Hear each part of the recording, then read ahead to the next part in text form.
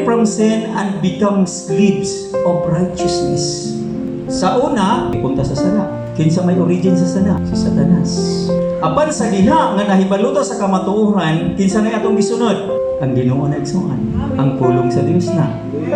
So meaning, kita na gitawag nga ulipon sa pagkamatarong.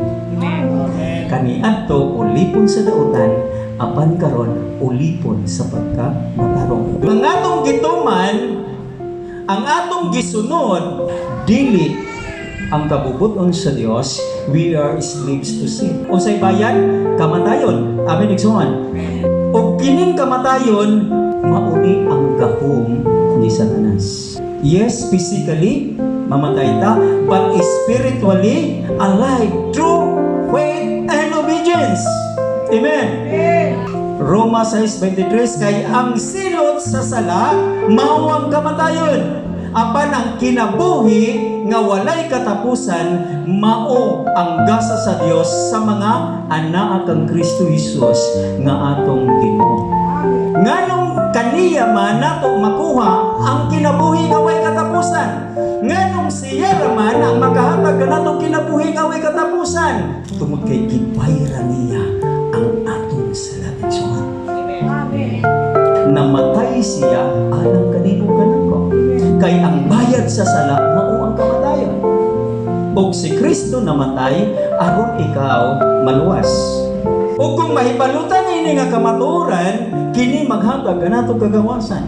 Jesus died for you to restore, to reconcile, to save you, to rescue you, to free you from bondage, from slavery of sin. Aban ang gahom sa Dios unsa man kinabuhi nga walay katapusan. Amen. Asa man ka sa kamatayon o sa kinabuhi?